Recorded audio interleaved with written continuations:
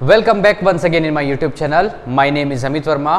आज के इस वीडियो में हम पढ़ेंगे डेप्रीशिएशन का क्वेश्चन नंबर 17, जो कि मुझे ऐसा लगता है कि जिनका एग्जाम नहीं हुआ है तो ये क्वेश्चंस आपके एग्जाम में आ सकता है। क्योंकि होता क्या है, अगर कोई टीचर है लंबे समय से वो पढ़ा रहा है तो उसको ये अनुमान हो जाता है कि कौन से क्वेश्चंस एग्जाम में आएंगे और कौन से नहीं आएंगे। तो अगर आपका क्लास 11 का अकाउंट्स का टीचर होता तो ये क्वेश्चन मैं जरूर देता। तो हम डिस्कस करेंगे आज क्वेश्चन नंबर 17, जो कि नवबोध की बुक से हम करेंगे। तो आप अपने बुक को निकाल कर बैठ जाइए और ध्यान से इस क्वेश्चन को आप समझिए। अगर इस क्वेश्चन को आप अच्छे से समझ गए तो डेप्रीशिएशन के जितने भी क्वेश्चन हैं, मोस्ट ऑफ द क्वेश्चन आप अटेम्प्ट कर लेंगे। ठीक, तो चलिए स्टार्ट करते हैं क्वेश्चन नंबर 17।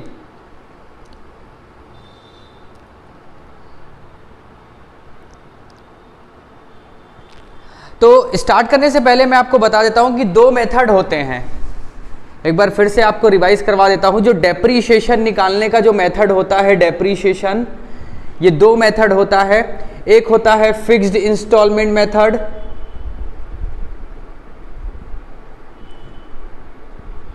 जिसको शॉर्ट में FIM लिखा जाता है, या फिर इसी को ही स्ट्रेट लाइन मेथड भी बोला जाता है, स्ट्रेट लाइन मेथड, और शॉर्ट में इसे SLM बोला जाता है, या फिर इसी मेथड को ओरिजिनल कॉस्ट मेथड भी बोला जाता है, और इसे शॉर्ट में OCM लिखा जाता है। तो बेटा ये फिक्स्ड इंस्टॉलमेंट मेथड या स्ट्रेट लाइन मेथड और ओरिजिनल कॉस्ट मेथड ये एक ही है। ठीक है, तो इसको तीन नामों से जाना जाता है।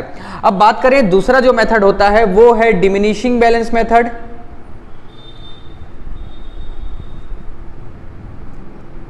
डिमिनिशिंग बैलेंस मेथड, जिसे शॉर्ट में DBM लिखा जाता है, या फिर इसी को ही रिड्यूसिंग बैलेंस मेथड बोला जाता है, रिड्यूसिंग बैलेंस मेथड, शॉर्ट में इसे RBM, या फिर इसे ही रिटर्न डाउन वैल्यू मेथड बोला जाता है।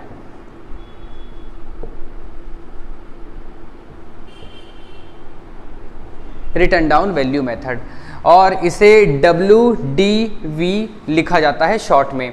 तो ये दो मेथड होते हैं। पहला मेथड फिक्स्ड इंस्टॉलमेंट मेथड, जिसे स्ट्रेट लाइन मेथड और ओरिजिनल कॉस्ट मेथड भी बोला जाता है, और दूसरा डिमिनिशिंग बैलेंस मेथड, जिसे रिड्यूसिंग बैलेंस मेथड और रिटर्न डाउन वैल्यू मेथड बोला जाता है। ठीक है, तो क्वेश्चन में ये देखना इंपॉर्टेंट रहता है कि वो जो क्वेश्चन दिया हुआ है वो डिमिनिशिंग बैलेंस मेथड का दिया हुआ है कि फिक्स्ड इंस्टॉलमेंट मेथड का दिया हुआ है, कि उसी के आधार पर हमको क्वेश्चन को बनाना पड़ता है। तो यहाँ पर जो क्वेश्चन नंबर 17 है वो हमको डिमिनिशिंग बैलेंस मेथड से दिया हुआ है। तो चलिए इसको बनाना चालू करते हैं।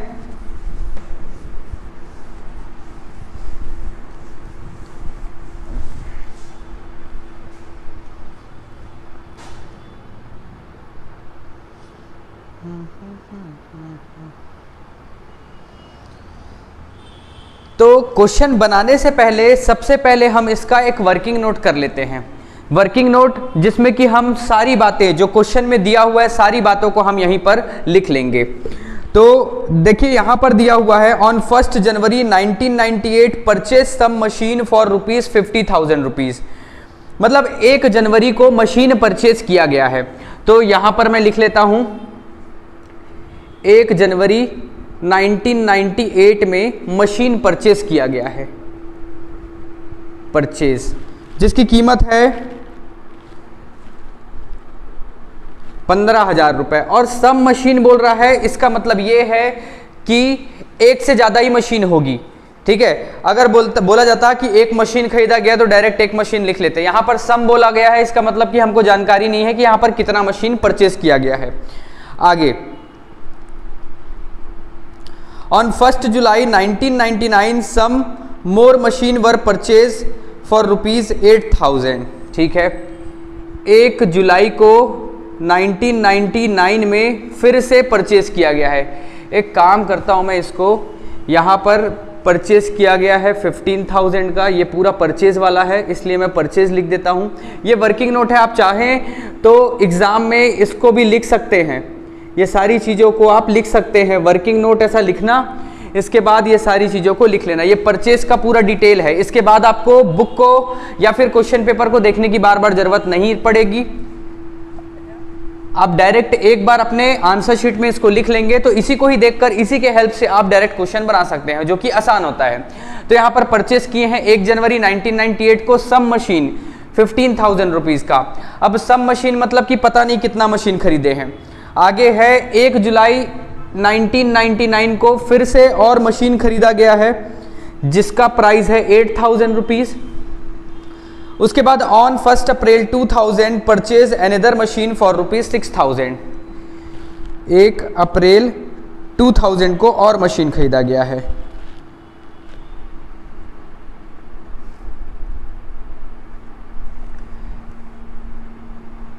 एक अप्रैल 2000 को एक और मशीन खरीदा गया है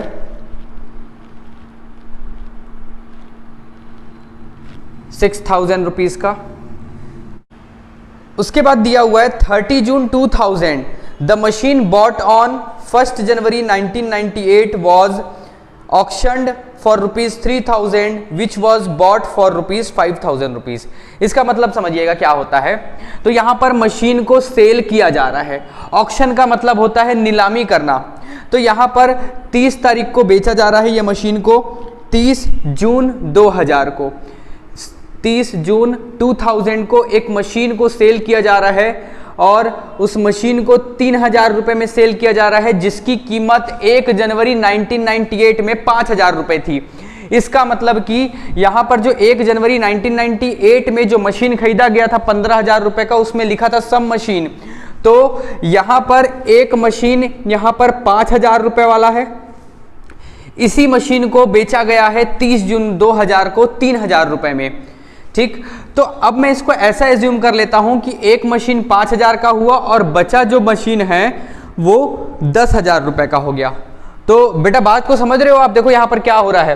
क्वेश्चन बोला है कि 1 जनवरी 1998 में परचेज सम मशीन, तो कुछ मशीन खरीदी गई है। ठीक है, अब पता नहीं एक से ज्यादा भी मशीन हो सकती है, एक से ज्यादा मशीन हो सकती है, वो कितना है ये नहीं पता। उसके बाद 1 जुलाई 1999 को कुछ और मशीन खरीदा गया 8,000 रुपीज का।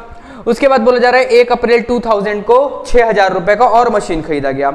तो यहां तक के तो क्लियर है। उसके बाद क्वेश्चन ये बोल रहा है 30 जून 2000 रुपीज को, 30 जून 2000 को एक मशीन को बेचा जा रहा है, ऑक्शन किया जा रहा है 3,000 रुपए में, जिसको 1 जनवरी 1998 में 5,000 रुपए में खरीदा गया था।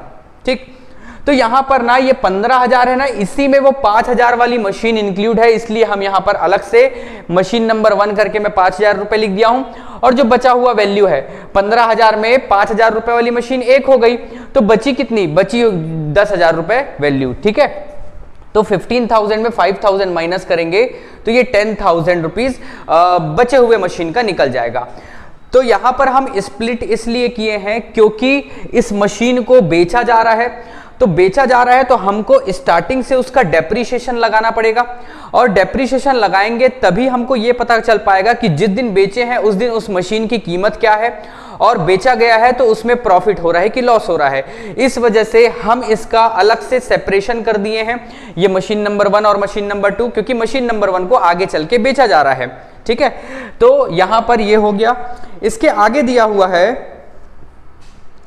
Prepare furniture account, depreciation was charge 10% annually under reducing balance method.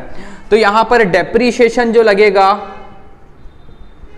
10% लगेगा पर एनम, और मेथड है रिड्यूसिंग बैलेंस मेथड। ठीक है, अगर यहां पर डिमिनिशिंग बैलेंस मेथड बोलता तो भी यही लगता, और रिटर्न डाउन वैल्यू मेथड बोलता तो भी एक ही मतलब है। तो यहां पर हमको क्वेश्चन बोला है रिड्यूसिंग बैलेंस मेथड पे ये क्वेश्चन को बनाना है। आगे दिया हुआ है show machinery account from 1998 to 2000। तो हमको 1998, 1999 और 2000 3 साल का हमको मशीनरी अकाउंट बनाना है। और बात करें कि इसको फाइनेंशियल ईयर से बनाना है कि कैलेंडर ईयर से बनाना है, तो जब क्वेश्चन में कुछ ना दे तो हम यहां पर कैलेंडर ईयर से ही इसको बनाएंगे। और कैलेंडर ईयर का मतलब होता है बाबू 1 जनवरी से लेकर 31 दिसंबर। ठीक है, 1 जनवरी से लेकर 31 दिसंबर। हमारा जो बुक ओपन कब होगा, 1 जनवरी को होगा, और बुक की क्लोजिंग कब होगी, 31 दिसंबर को होगी। ठीक, और अगर वही फाइनेंशियल ईयर दिया रहता तो 1 अप्रैल से लेकर 31 मार्च बनाते। तो जब क्वेश्चन में कुछ ना दे तो आप कैलेंडर ईयर के हिसाब से आप इस मशीनरी अकाउंट को बनाओगे। तो फिर से बता रहा हूं, यहां पर 1 2 3 4, अब मशीन 4 हो गए हमारे पास। ये 1 जनवरी 1998 में 2 मशीन थे, ये 5,000 रुपए वाला और दूसरा 10,000 रुपए वाला। 1 जुलाई 1999 को जो मशीन खरीदा गया, ये मशीन नंबर 3 है, और 1 अप्रैल 2000 को जो मशीन खरीदा गया वो मशीन नंबर 4 है। इसके बाद जो 30 जून 2000 को बेचा गया है वो मशीन नंबर 1 बेचा गया है।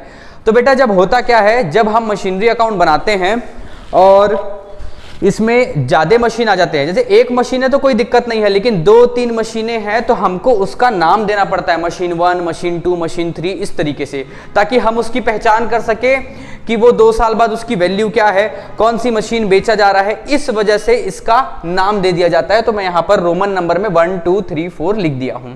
ठीक, तो ये हो गया हमारा वर्किंग नोट। तो एग्जाम में भी सबसे पहले आप क्या करेंगे, डेप्रिसिएशन का क्वेश्चन आएगा तो आप ऐसे ही वर्किंग नोट पहले आप बना लेंगे। ठीक, तो मैं यहां पर फॉर्मेट खींचता हूं और बनाना चालू करता हूं। मेरे ख्याल से यहां तक के दिख जाएगा। ठीक,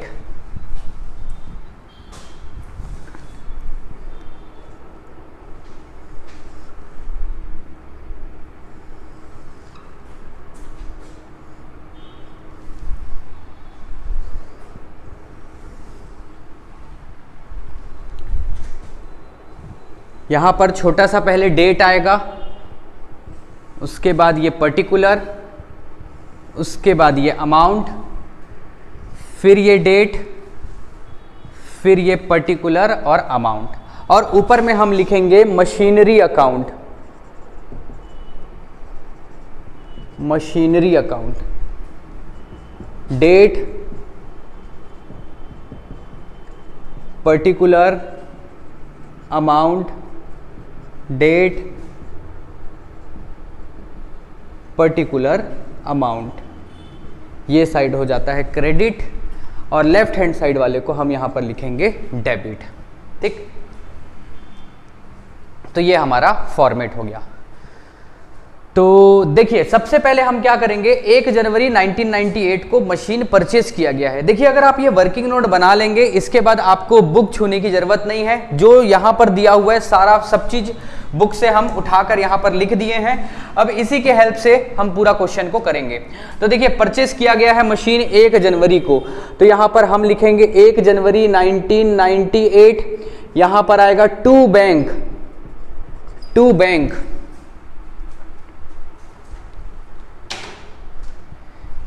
और 2 मशीन है इसलिए मशीन नंबर 1, मशीन नंबर 2। पहला मशीन है 5,000 रुपए का, दूसरा मशीन है 10,000 रुपए का। फिर से बता रहा हूं स्प्लिट क्यों किया गया है 5,000 और 10,000 रुपए में।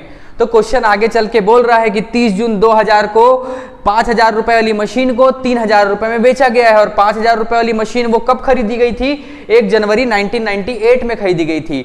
तो इसी आधार पर हम क्या किए, 15,000 रुपए का जो मशीन है उसमें 5,000 रुपए का अलग कर लिए और 10,000 रुपए अलग कर लिए। ठीक है, तो यहां पर दोनों मशीन, जब मशीन खरीदा जाता है तो यहां पर टू बैंक लिखा जाता है, यहां पर आ जाएगा 15,000। और अगर हम देखें 1998 में कोई और मशीन खरीदा गया है क्या, तो नहीं खरीदा गया है। इस वजह से at the end of the calendar year, मतलब कि 31 दिसंबर 1998 को डेप्रीशिएशन लगेगा। By depreciation account machine number 1, machine number 2, 5,000 का 10% 500 रुपए कम होगा, 10,000 का 10% 1,000 रुपए कम होगा, टोटल 1,500 रुपए कम हुआ। और इसी डेट में इनका बैलेंस बचेगा by balance carried down, machine number 1, machine number 2। 5,000 रुपए था, साल के अंत में 500 रुपए कम हो गया, मतलब अब उसकी वैल्यू कितनी बची, 4,500 रुपए। जो 10,000 रुपए का मशीन था सेकेंड मशीन, उसमें 1,000 रुपए कम हुआ, तो उसकी अब कीमत कितनी बची, 9,000 रुपए। अगर टोटल देखा जाए तो ये 13,500 रुपए की मशीन अब बची हुई है। अब यहां पर दोनों साइड लाइन खींच देंगे और यहां पर आएगा 15,000 और इस तरफ भी आ जाएगा 15,000। तो ये हो गया 1 साल का डेप्रीशिएशन बन गया। हमको 3 साल का बनाना है 1998, 1999 और 2000। 3 साल का हमको बनाना है, 1 साल का ये कंप्लीट हो गया। अब हम बनाएंगे 1999 का। तो यहाँ पर 1 जनवरी 1999 टू बैलेंस ब्रॉड डाउन, ये कैरिड डाउन था, ये brought down as it is, ये वाली वैल्यू यहाँ पे आ जाएगी, जिसमें कि मशीन 1, मशीन 2, मशीन 1 की कीमत है 4500, मशीन 2 की अब कीमत है अगले साल 9000 रुपये, दोनों मिलकर होगा 13500 रुपये। अब देखिए हम क्या हैं, हम गरीब आदमी हैं, अकाउंटेंट है, हमारा मालिक ये सब खरीद रहा है और हम यहाँ पर एंट्री कर रहे हैं। तो खैर अकाउंटेंट गरीब नहीं होता है, वो पैसे वाला होता है, क्योंकि लाखों रुपए के साथ वो खेलता है। ठीक है, तो बात को समझना। अब क्या होगा यहाँ पर, 1 जुलाई 1999 को फिर से एक मशीन खरीदा जा रहा है। तो क्या करेंगे, जनवरी, फरवरी, मार्च, अप्रैल, मई, जून, जुलाई, जैसी जुलाई आएगा ये वाली एंट्री होगी।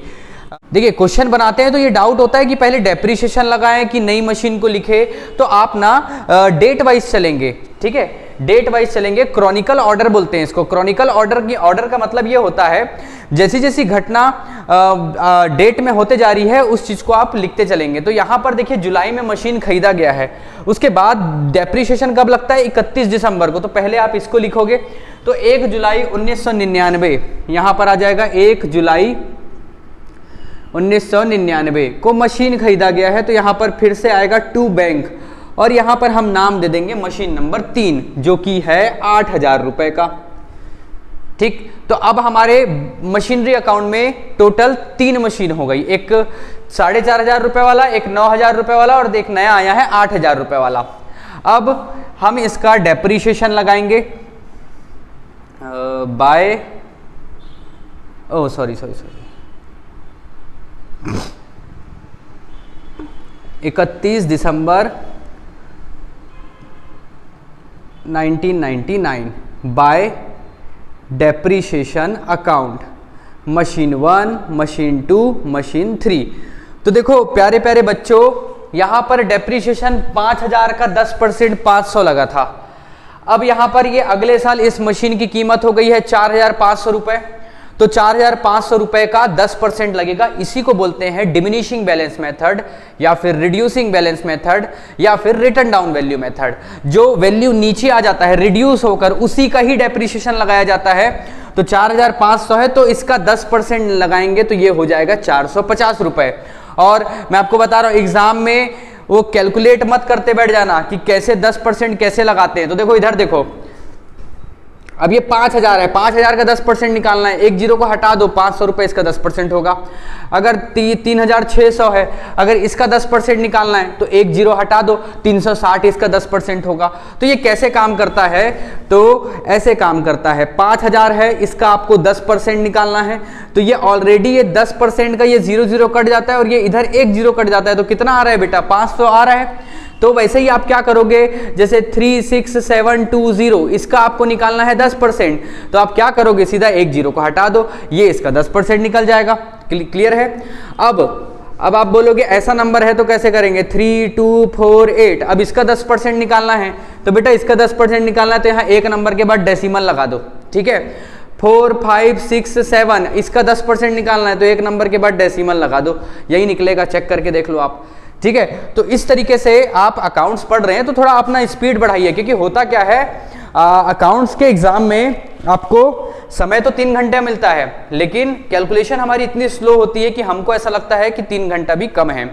तो अगर आप अपना स्पीड अगर बढ़ा लेंगे, ठीक है, कैलकुलेशन का, तो आपका 2 घंटे में आपका एग्जाम कंप्लीट हो जाएगा। तो बस कैलकुलेशन आप अच्छा रखिए, सब बन जाएगा। तो हम कहाँ थे, यहाँ पर 4500 का 10% हो रहा है 450 रुपए। अब 9000 का 10% हो जाएगा 900 रुपए। अब 8000 का 10% हो जाएगा 800 रुपए, ठीक है। लेकिन इस मशीन को खरीदा गया है कैलेंडर ईयर के बीच में खरीदा गया है। भैया जो हमारा कैलेंडर ईयर है ये जनवरी से लेकर दिसंबर तक के रहता है, लेकिन यहाँ पर बीच में खरीदा गया है। बीच में मतलब कि जुलाई में खरीदा गया है। तो हम क्या करेंगे, जुलाई, अगस्त, सितंबर, अक्टूबर, नवंबर, दिसंबर, 6 महीने का ही डेप्रीशिएशन लगाएंगे। समझ पा रहे हो आप बात? अगर वो जनवरी में खरीदता तो भैया जनवरी से लेकर पूरा का पूरा दिसंबर तक के डेप्रीशिएशन लगाते पूरा साल भर का। लेकिन यहां पर ये मशीन को जुलाई में खरीद रहा है तो जुलाई, अगस्त, सितंबर, अक्टूबर, नवंबर और ये दिसंबर, मतलब 6 महीने का ही डेप्रीशिएशन लगेगा, क्योंकि ये मशीन को 6 महीने ही हुआ है बिजनेस में आए। तो 8000 का 10% होता है 800। अभी आप सीख गए है ना, 1 0 हटाए तो 800। अब 6 महीने का निकालना है तो डिवाइड 2 कर दो। डिवाइड 2 करोगे तो कितना होगा? 400 रुपए महीना आ जाएगा। और ब्रैकेट में यहां पर 6 महीना लिख दिए हैं। 6M का मतलब है 6 महीना। अब इसको टोटल कर देंगे तो ये हो जाएगा 9, 10, 13, 14, 15, 16, 1750 रुपए। और इसी डेट में यहां पर बाई बैलेंस कैरिड डाउन, तो बैलेंस कैरिड डाउन इसी डेट में आएगा मशीन नंबर 1, 2, 3। तो 4500 में 450 रुपए माइनस करेंगे तो ये आएगा 4050। 9000 में माइनस करेंगे 900 तो ये आ जाएगा 8100। 8000 में 400 माइनस करेंगे तो ये आ जाएगा 7600। ठीक है। और अगर किसी को नहीं समझ आ रहा है तो बेटा आप बार बार इस वीडियो को देखिए, क्योंकि एग्जाम में अगर क्वेश्चन आएंगे तो ऐसे ही आएंगे। ठीक है, वो ऐसा अब वो डिपेंड करता है। मान के चलो आपका अकाउंट टीचर कुछ ज़्यादा ही दयालु होगा तो थोड़े इजी क्वेश्चन दे देगा, लेकिन अगर ये क्वेश्चन को अगर कर लेते हैं ना आप, तो सारे क्वेश्चंस है बुक में वो आप बना लोगे, क्योंकि ये थोड़ा मॉडरेट लेवल का क्वेश्चन है। इससे टफ भी आता है लेकिन उतना समय नहीं होता। और आप क्लास 11th में अभी, तो आपके 11th के हिसाब से इस टाइप के क्वेश्चन एकदम बेस्ट है, परफेक्ट है। ठीक, तो अब इसको हम टोटल कर लेते हैं। ये 0, 5, ये 7, ये हो जाएगा 750, ये कितना हो गया 8 4 12 12 19, 19,750 रुपये। अब इसको हम कर लेते हैं टोटल, तो ये हो जाएगा 1 2 5 8 8 21,500, 19,750, 1,750, 7 7 14 15 9 10 11 21,500। ठीक है, 21,500। ठीक है। अब यहाँ पर 1 अप्रैल 2000 को अब मशीन खरीदा जा रहा है अगले साल। एक मिनट चेक कर लेता हूँ मैं, क्वेश्चन सब सही तो लिखा हूँ ना।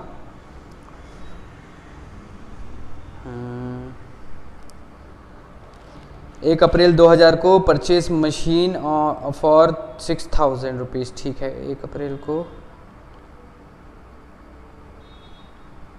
30 जून 2000 को, ठीक है, अप्रैल को ये एक नया मशीन खरीद रहा है। ठीक है, बढ़िया।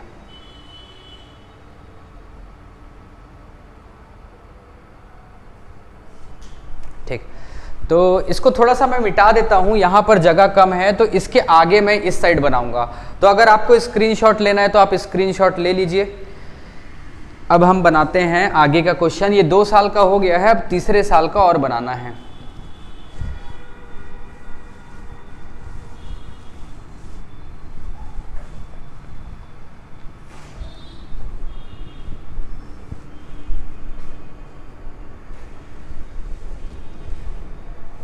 एक छोटा सा डेट, ये पर्टिकुलर, ये हो जाएगा अमाउंट, फिर ये छोटा सा डेट, उसके बाद पर्टिकुलर और ये अमाउंट। ठीक है, दिख रहा है ना स्क्रीन में? ठीक है, दिख रहा है, काम चल जाएगा।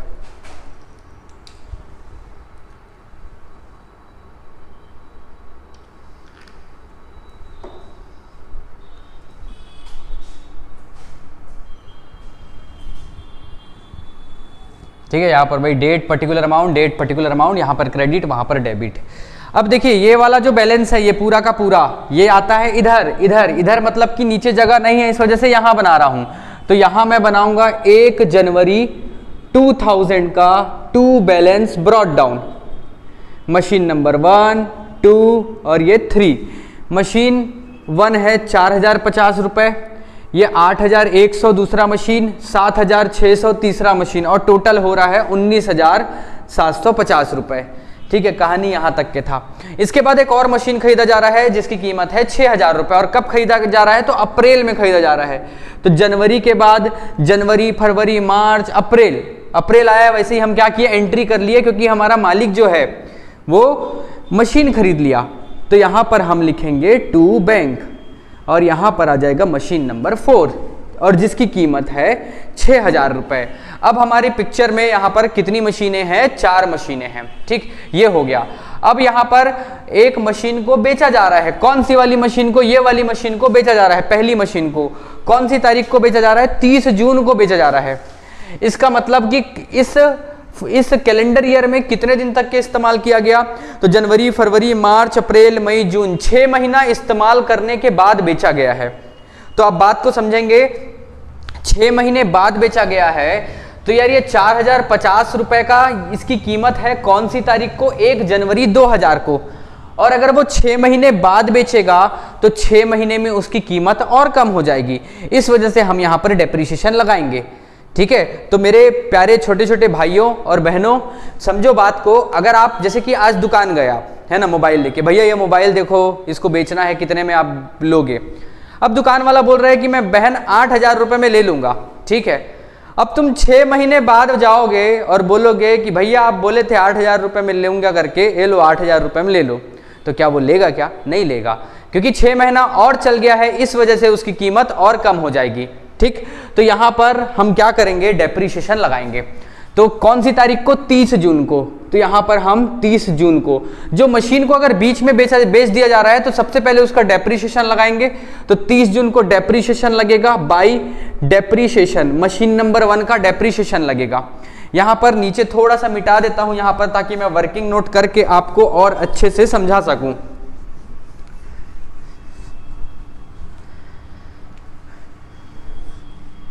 यहां पे देखिए, अब 4,050 रुपए, 4,050 रुपए का डेप्रिसिएशन लगेगा। कितना? 10%। कितने महीने का? 6 महीने का। तो ये तो समझ आ रहा है, ये 4,050 कितना होगा? 1 जीरो हटा देंगे तो 405 आ जाएगा, ये 10%। ठीक है, अब ये 6 महीने का मतलब कि डिवाइड बाई 2 कर देंगे, क्योंकि 6 1 जा और 2 जा। ठीक, समझ पा रहे हो?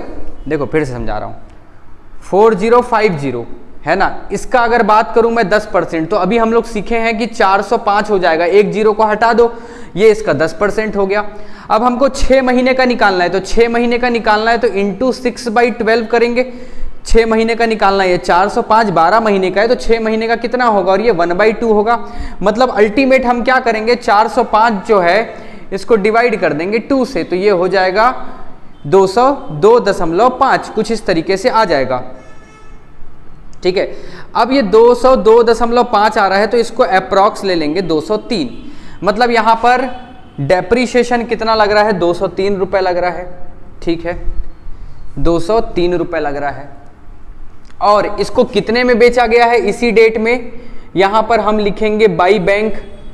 बाई बैंक, जब मशीन आता है, इधर देखिए, जब मशीन आता है तो टू बैंक, इधर भी मशीन आया तो टू बैंक। लेकिन अगर मशीन को बेचा जा रहा है, मतलब कि हमारे फर्म से, हमारे अकाउंटिंग से वो मशीन जा रहा है, तो हम वहां पर क्या लिखेंगे? By bank. तो इस तरफ चले गया, कितने रुपए में चले गया? तो ये 3,000 रुपए में बेच दिया गया। अब सवाल ये है कि इस मशीन को बेचा गया है तो प्रॉफिट हुआ है कि लॉस हुआ है? तो आप समझना, यहां पर छोटा सा आप वर्किंग नोट और बनाएंगे, और ये वर्किंग नोट दिखाने से ये फायदा होता है कि एग्जामिनर को ये पता चल जाता है कि आप कहीं से टाप के नहीं लिखे हैं, आप मेहनत करके लिखे हैं, आपको आता है ये बनाना। ठीक है, ताकि आप सारी चीज अगर दिखाओगे तो एग्जामिनर आपको पूरे में पूरा मार्क्स देगा। और अकाउंट्स में पूरे के पूरे मार्क्स मिलते हैं। बहुत सारे स्टूडेंट ऑफलाइन में मेरे को पूछते हैं, सर कि फॉर्मेट खींचेंगे तो मार्क्स मिलेगा कि नहीं, अगर पूरा बना लिया आंसर गलत होगा तो मार्क्स मिलेगा कि नहीं? तो बेटा ये क्या होता है, अकाउंट्स है, इसमें स्टेप मार्किंग मिलेगा। क्योंकि अगर आप सारी चीजें बनाए हैं और कैलकुलेशन अगर गलत है तो पूरा थोड़ी ना काट देगा यार। 4 नंबर का 5 नंबर का क्वेश्चन आ रहा है तो पूरा थोड़ी ना काट दिया जाएगा। आपको कुछ ना कुछ आपके मेहनत का आपको प्रतिफल मिलेगा। ठीक है, तो यहां पर वर्किंग नोट बनाएंगे। तो 1 जनवरी 2000 को मशीन की कीमत कितनी थी? 4050 थी। और यहां पर 6 महीने का डेप्रीशिएशन लग गया, 6 महीने का डेप्रीशिएशन लग गया 203 रुपए। अब यहाँ पर मैं थोड़ा सा कैलकुलेटर इस्तेमाल कर लेता हूँ ताकि मेरा काम थोड़ा आसान हो जाए, लेकिन आप ऐसा मत करना। 4050 माइनस 203, तो यहाँ पर आ जा रहा है 3847। ये कौन सी तारीख को? ये 30 जून को, 30 जून 2000। देखो मशीन 1 जनवरी 2000 को 4050 रुपए का था, 6 महीने बाद उसको बेचा गया तो 6 महीने में उसकी कीमत और कम हो जाएगी, 203 रुपए और कम हो गया। तो अब 30 जून 2000 को इसकी मशीन की कीमत है 3847 और इस मशीन को बेचा जा रहा है, इस मशीन को 3000 रुपए में सेल किया जा रहा है। तो यार बताओ यार, 3847 का मशीन है जिसको आप 3000 रुपए में बेच रहे हो, तो प्रॉफिट होगा कि लॉस होगा? क्या होगा बताइए? तो जी हाँ, बिल्कुल सही है, क्या होगा? लॉस होगा। लॉस क्यों होगा? क्योंकि आप उसकी कीमत है 3847, उससे आप कम में बेच रहे हैं, इस वजह से लॉस हो रहा है 847 का। और अगर बेचने से, मशीन को बेचने से अगर लॉस हो रहा है तो वो क्रेडिट साइड लिखाएगा और यहां पर हम लिख देंगे बाय प्रॉफिट एंड लॉस और ब्रैकेट में लिख देना लॉस और ये मशीन नंबर 1 का, ये होगा 847। ठीक है, तो यहां पर ये मशीन नंबर 1 का अस्तित्व खत्म हो गया, 4050 रुपए का था और वो मशीन वहां पे चले गया, डेप्रिसिएशन लगा, बेचे तो देखे कि प्रॉफिट हुआ कि लॉस, लॉस हुआ तो क्रेडिट साइड लिख दिया। अगर प्रॉफिट होता तो यहां पर लिखते टू प्रॉफिट एंड लॉस करके और ब्रैकेट में प्रॉफिट लिखते। ठीक, तो ये तो हो गया मशीन नंबर 1 का। अब क्या किया जाएगा? अब डेप्रिसिएशन निकाला जाएगा eight the end of the calendar year. तो कैलेंडर ईयर 31 दिसंबर को डेप्रिसिएशन लगाया जाएगा बाकी बचे हुए मशीनों पर। तो बाय डेप्रिसिएशन अकाउंट कौन कौन से मशीन बचे हैं? तो machine number 2, machine number 3, machine number 4। Machine number 2 8100 रुपए का है, जिस पर 10% पूरा साल भर का 810 रुपए लगेगा, क्योंकि एक जीरो हटाएंगे तो 810 रुपए आ जा रहा है। और मशीन नंबर 3 7600 का है, जिस पर कि 760 रुपए लग जाएगा, 760 रुपीज। और मशीन नंबर 4, तो बेटा मशीन नंबर 4 जो है वो अप्रैल में खरीदा गया है, अप्रैल में, मतलब कि जनवरी फरवरी मार्च ये 3 महीना छोड़कर, जनवरी से लेकर दिसंबर में अगर देखेंगे, जनवरी फरवरी मार्च 3 महीना छोड़कर उस मशीन को लिया गया है अप्रैल में। मतलब कि यहां पर इसका डेप्रीशिएशन जो लगेगा ये 6000 रुपए का 10% तो लगाएंगे ही लगाएंगे और प्लस 9 महीने का लगाएंगे। 9 महीना क्यों? क्योंकि वो अप्रैल में खरीदा है और अप्रैल से दिसंबर आप लगाएंगे तो 9 महीना होता है। तो यहाँ पर ये 0 कटा, ये 600 आया, ये हो जाएगा 12 1 जा 12 5 जा 60 0 और ये आ जाएगा 450 रुपये। तो यहाँ पर 450 रुपये डेप्रीशिएशन लगेगा और ब्रैकेट में हम लिख देते हैं 9M, मतलब कि 9 महीना। और ये हो गया, ये तो हो गया। अब इसको यहाँ पर हम टोटल कर लेते हैं कितना है। तो 810 रुपये प्लस 760 रुपये प्लस 450 रुपये, यहाँ पर ये टोटल आ रहा है 2020 रुपये। ठीक, अब इसी तारीख को जो बचे हुए मशीन है उसका by balance carried down, machine 2, machine 3, machine 4। अभी भी कुछ विद्वान लोग ये सोच रहे होंगे मशीन 1 कहाँ चले गया, तो मेरे भाई मशीन 1 को बेच दिया गया है ना, मशीन 1 बिक गई है, इस वजह से अब वो नहीं, उसका डेप्रिसिएशन नहीं लगाएंगे, वो बिक गया है। तो बाई बैलेंस कैरीड डाउन, तो मशीन नंबर 2 कितना रुपए? तो यार मशीन नंबर 2 8100 रुपए का था, साल भर में उसकी कीमत 810 रुपए कम हो गई, तो 8100 में 810 माइनस कर देंगे तो आ जाएगा 7290।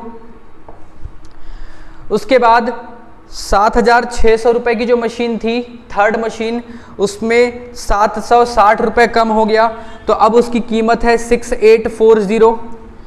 और मशीन नंबर 4 जो कि 6000 रुपए का था, जिसमें 9 महीने का डेप्रीशिएशन लगा 450 रुपए, तो अब इसकी कीमत बचती है 5550 रुपीज़।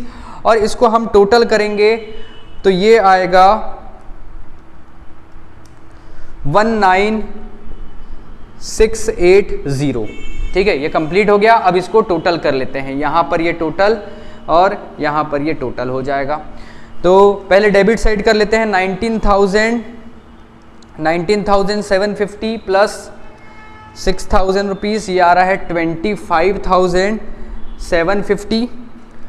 और इस साइड पूरा 203 रुपये प्लस 3,000 प्लस 847 प्लस 2020 प्लस 19,680, तो ये आ रहा है 25,750। क्लियर है। और आपको क्या करना है, यहाँ पर जगह नहीं है इस वजह से मैं नहीं बता रहा हूँ, मैं नहीं लिख रहा हूँ, यहाँ पर आप लिख लेना। देखो ये वाला जो वैल्यू है, ये वाला है ना, यहाँ पर ये वाले को ना अगले साल 1 जनवरी 2001 करके आप सिर्फ ये 2 बैलेंस ब्रॉट डाउन करके यही वाली वैल्यू को बस लिख देना। इसके बाद ये क्वेश्चन कंप्लीट हो गया। और बात करें जो बुक में आंसर दिया हुआ है कि क्या आंसर है, तो आंसर ये है बाय प्रॉफिट एंड लॉस। तो जो मशीन को बेचा गया है उसमें नुकसान हो रहा है, यही बुक में आंसर में दिया हुआ है, जो कि हमारा सही आ रहा है। ठीक है बेटा, तो इस तरीके से ये क्वेश्चन बनेगा। और जो भी अभी तक के हमारे चैनल को सब्सक्राइब नहीं किया है तो उनसे मैं रिक्वेस्ट करूंगा कि आप चैनल को सब्सक्राइब कीजिए, ताकि इसी तरीके से आपको वीडियो मिलते रहे और आपके एग्जाम में ज़्यादा से ज़्यादा मार्क्स स्कोर हों। तो चलिए मिलते हैं हम नेक्स्ट वीडियो में, तब तक के आप अपना ख्याल रखिए और बहुत बहुत थैंक यू इस वीडियो को देखने के लिए।